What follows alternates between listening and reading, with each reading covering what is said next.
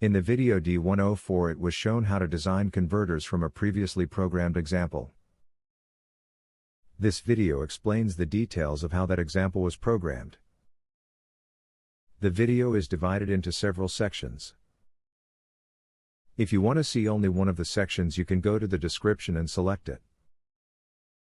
Let us remember that the example treated in video D104 is this converter. The first step is to edit the system.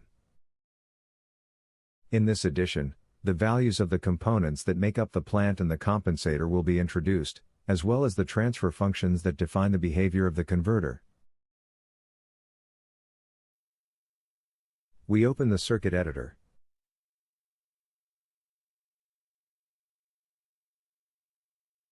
Independent parameters are entered in this list, which are those whose value does not depend on the value of other parameters. And in this other one, the parameters whose value can affect or be affected by other parameters are introduced. It is not our case, so we introduce the values of kp and key without establishing any type of relationship, so in the code column we only introduce the return sentence. Finally, transfer functions are introduced. This one for the plant.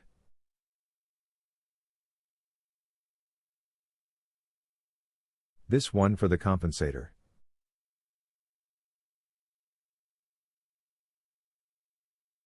This one for the closed loop, which depends on the previous two. And this one for the open loop, which also depends on the transfer functions of the plant and the compensator.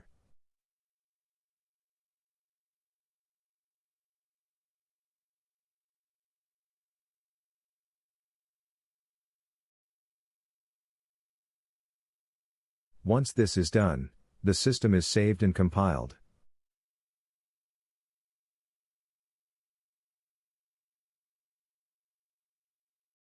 This gives rise to these two files, the system itself and the DLL associated with it.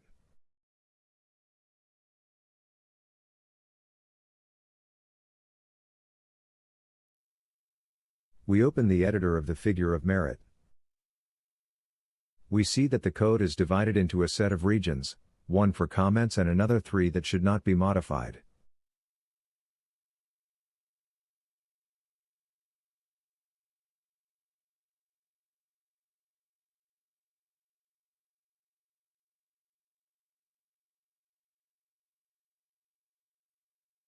In this region, the indices that will give me access to the closed loop and open loop transfer functions, as well as the functions themselves, are defined.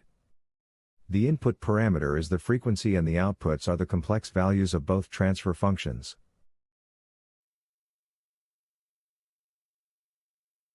In this region, all the parameters that we are going to use later and that were introduced in the addition of the system are declared.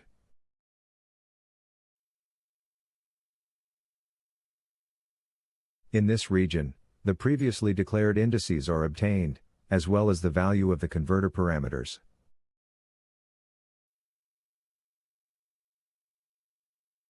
We then create the GR object, which is an instance of the Graphica data class through which we are going to include everything that we consider convenient in the transient graphic.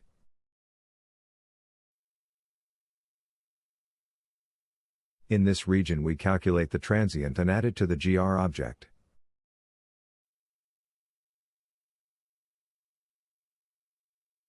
Here we impose some constraints on the values that the adjustment variables kp and key can take.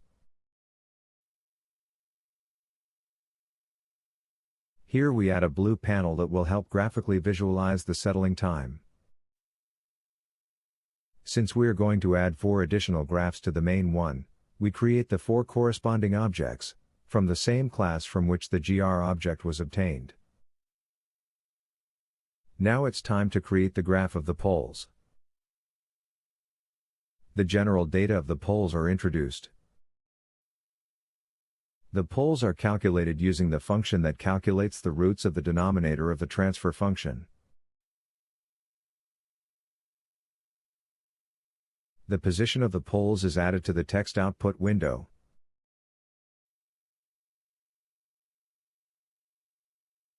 Arrays are created and passed to the corresponding object to plot the poles.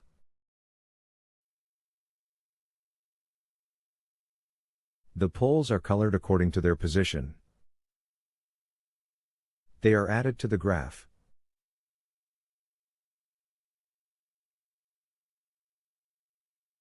Now a mirror and transparent image of them is created in order to better visualize both half planes and the complex plane. A transparent line is added in order to establish a minimum viewing area. The half plane on the right is painted semi-transparent red. And a label is added to each pole to be able to identify them.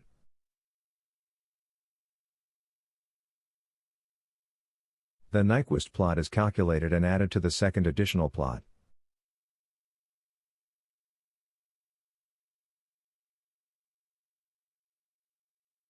The two Bode plots, magnitude and phase, are calculated and added to the third and fourth additional plots.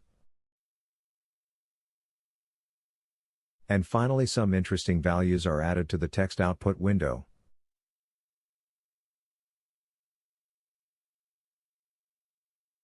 Once all the code has been entered, it is saved and compiled. This way these two files are created. Once the addition is finished, it only remains to build the project.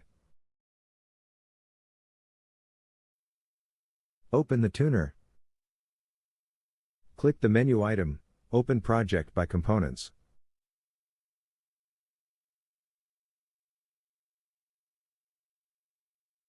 Some data must be entered in this dialog box. The variation range is allowed for the adjustment variables, in this case KP and key. The dimensions of the partition that will be used to create the optimization control grid. And, it is also necessary to establish whether the optimization control axis will be considered logarithmic or not. The figure of merit previously edited is opened, and in a few seconds we already have the project underway. During the generation of the optimization control, a grid is created with the dimensions previously selected and the cursor is positioned at the point of the grid corresponding to the best behavior of the system.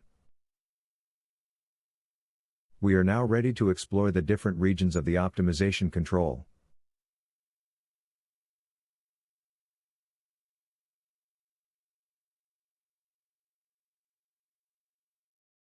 Finally, let's see the additional graphics.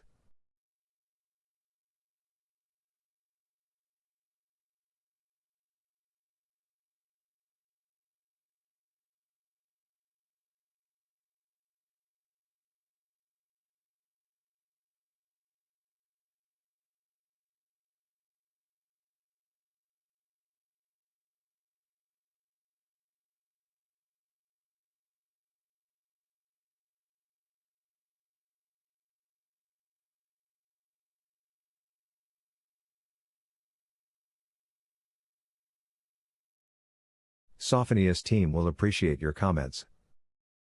Thank you for your time.